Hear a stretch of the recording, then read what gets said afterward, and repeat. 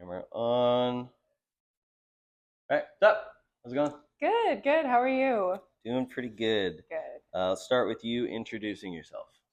I'm Keller. I'm 22. I have been blowing glass intermittently since February of 2022. Really like giving it a go for like a year. Okay. I'm originally from real small town, Texas, Paris, Texas, if you've ever heard of it. Um, the little Eiffel Tower and everything. But Austin is definitely my place. That's where I've been for like 4 years now. I'm at a shop called The Glassmith. We do we're retail. We do smoke shops, but then we're also glass blowing studio. So that's kind of where I got my start. Okay. And what is the glass artist name or how you're known on the interwebs? I just go by my name, Keller Strickland, on Instagram, first and last. Okay. And why did you choose the artist name you did? I I might change it, as my career and my vision evolves, especially after what we've learned now. But you can never just go wrong with your name. I work a normal 9 to 5 at the shop. I'm the manager of managers, if you will. So a lot of people that are coming in and out know me as me. So when they see my glass, I think that's also a little bit easier to make that connection initially too. Yeah, okay. Makes a lot of sense. What is the first thing you made in glass? Like I said, smoke shop. And the guy who was teaching me is pipe maker, so it was most definitely like a one hitter for sure. Okay. Do you still have it? No, it was sold. There you go. Yeah, Good yeah, yeah. answer. How did you first get started in glass? So I'm a painter originally. Like by nature, I've been into art for a long time. But at the time, I was just living in the area close to the shop, and there was a contest for decorating a dollar bill, and the winner got a pipe that was made by the owner of the studio, and it was super cool. I do still have this pipe, amber purple frit pipe with a opal vortex in the head of it. I was like, I have to have that. That's the coolest thing ever. So I entered the contest, won, and he also offered me a job. He's like, "This is what you do." I was like, "Yeah, yeah, yeah." It's like, well, if you wanted to learn another medium per se, being glass, I'm just immediately interested. Of yeah, this is the sickest thing that I've ever seen. So that was kind of just foot in the door, and here we are. Crazy. I mean, I'm guessing the people that kind of brought you in are big influences, but were there other big influences when you first started? And with you, that could also be other mediums as well, not necessarily just glass. Yeah, yeah, yeah. I'm a big fan of just original artists. Van Gogh, of course. I have his irises tattooed on my arm, which I think translates a lot into, I do a lot of floral sculpture stuff, and kind of segueing into the glass world. A lot of that stuff is made by women, and there are not a lot of us out there, just glass blowers in general, but especially female glass blowers. So, of course, the big names like Lacey, she is so inspirational to me. People like Juju, I don't know if you've ever seen her work. Just the fine little details almost that you can tell, like a woman made that of sorts. That's been really inspiring to see just the different touch, I guess, that they put on it, but it's still, at the end of the day, this big, crazy, it can be this assembly piece that, you can just still take a fat dab out of. Like, I feel like there's so much to be said for that, and that really speaks to me in the direction that I'm trying to go. Okay, love that. Well, you already kind of told the answer, but you can just give them a shout out. Where did you first sell your glass? At the Glassmith, of course. Austin, Texas. 4 locations, two of them 24/7. Come see us. There you go. Okay. Are there certain objects that you made at the start that you still make? Yeah. In the very, very beginning, I was, just doom scrolling on YouTube, looking for quick little tutorials of like, oh, I think I can make that.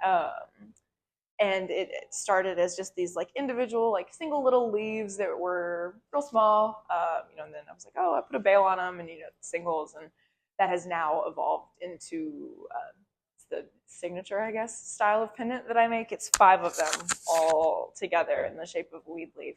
And of course, I still make the singles. Those are real easy for shop inventory. Right. But that's my big thing. Yeah. So do you feel like a lot of your work that you're making is focused around selling directly at the shop you're working at this time also? You got to find a balance, right? I try for it not to be, Okay. which is difficult with, like I said, that to be like my full-time normal job, thinking Right. about the business side of it. But yeah, I like to consider myself a creative person. That also, in a unique way, kind of goes against that entirely. And Right. for this to be such a unique medium where creativity is just, oh, it's so endless. I would hate to put that in a box, because it's, like you said, curating the right audience, I think. And I think if we could do that on the business end, that's where you really get to make dope shit. Yeah. Have the right people see it. It doesn't have to just be proto 10 things over and over. Well, yeah, and I think you have a really interesting perspective in that you have to, at your normal job, quote unquote, people can't see me behind the camera, you have to think about, how to sell the glass from like a storefront perspective, whereas totally. you're doing it much more from a creative aspect on the artist side. So it's great. Paint me a picture of what the scene looked like when you first started to you. Intimidating.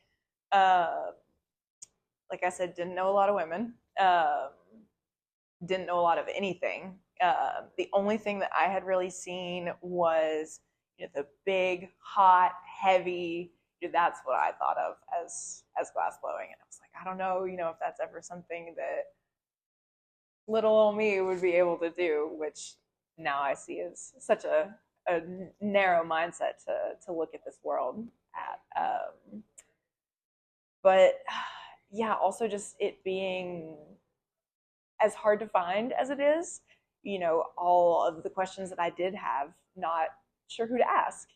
Um, even the guy who was teaching me, he, doesn't do really like sculptural or real small, intricate things like that. He's a pipe maker, he's a rig maker, and he's excellent at it. But as far as like seeing things and being like, oh, I think maybe I want to go something a little different. Yeah, it was intimidating is a good word, but my mind has since changed. Yeah, getting there. I mean, I understand it. Like, I think that's a big struggle for people to start a lot is they don't know who to ask what. Yeah, totally. Because I think it's been not as public of information for as long, But said it's getting there. What do you feel inspires your work the most right now? Right now, things that it it sounds so simple, but things that I think are pretty. I love small little a trinket, if you will, a small thing. I'm a sucker for just like cute shit. If it's dainty, if it's girly, if it's just got the ooh, or if it's sparkly. I love opals. Learning how to work dichro, stuff like that. That's really, I think, what I pull from. Okay. Because I feel like I hear that a lot from other people too. Yeah. Like that's a. Well, I think it's a good distinction of what you think is pretty, Mm-hmm. right? Trying to figure out your whole thing with that. It's great. What is your favorite thing to do outside of class? Outside of glass. I really like to crochet and I really like to build Lego. Okay. Big Lego nerd. Star Wars Lego and specifically those are my favorites. Crocheting, yeah. Grandma hobbies, I love it. What is it about them? About grandma hobbies? Yeah, or just those two specifically, yeah. With crochet, it's almost like glass in a different sense of where the autopilot kind of kicks in at a certain point. Like I can watch TV and do it. It's just mindless kind of up to a certain point. And then at the end of it, you've got this really cool thing that you're like, wow, I made that with my hands. And with Lego, it's just the ultimate release, I guess, from the childhood into like the adult, like that like transitional state. I know a lot of people think, oh, Legos are for kids, but I mean, have you seen some of the sets that they make? They're insane. Um, a lot of time and effort, and being done with it feels so good. But just the process is so much fun, and seeing what you can make out of just like little cubes Yeah. is so crazy. Huh? What is your favorite thing to make right now? My favorite thing to make right now, definitely like I said, my signature 5 leaves. I wish I would have brought one of them with me, but yeah, the upside down weed leaf with, normally I stick something in the middle, whether it's an opal or millie or something like that. We've kind of played with concepts of things floating between the leaves. Mm, Those are definitely my tried and true. okay. What do you hope the scene looks like in 10 years? In 10 years, God, I hope it's everywhere. Like, I don't want it to be this like hard to find, like niche little pockets of places where it's like, oh, there's the scene out in Asheville, and there's the scene in Austin, and there's the scene in Tucson, and there's the scene in Oregon. Like, I want this to be everywhere where people know about it and people can see it, and not necessarily that it's taboo to begin with. The pipe cannabis industry, that can get a little sticky sometimes, but I feel like the art world is such a good segue into topics like that. Um, so for reasons like that, and just for being for the benefit of the buyer and the artist, I want to see it everywhere. Love it. What do you feel more glass blowers should be paying attention to? Paying attention to, man, that's an interesting question. I think kind of what we were talking about just a second ago, not just always what makes the money. I think that's really, really, really what drives a lot of people.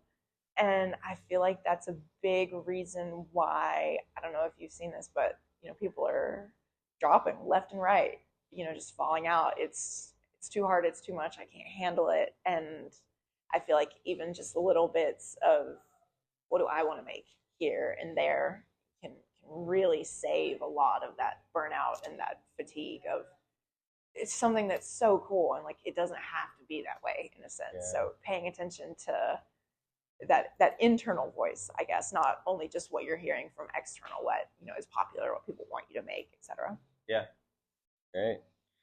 Alrighty, last question. What do you hope to accomplish in glass? I hope to accomplish something that not only I can look at currently and be like, that makes me happy, but something that I feel like all of the versions of me that have come before would see and be like, that's cool. Like you've heard people talking about like, oh, well, if your 10-year-old self saw you, would you be like, you're fucking sick? Like something like that. That as I grow and go on this journey, and as I get older and change, that all of these versions of me have just been like, okay, this is where we're at, and the final product be something that I can hold in my hands, or preferably use. If you want specifics, it would be cool to get really good at the hollow sculptural stuff. But yeah, to hold in my hands and be like, this is me, like an extension of myself, and I just made it out of this thing. If that, yeah. Makes perfect sense. Love it. Thank you very much. Thank you.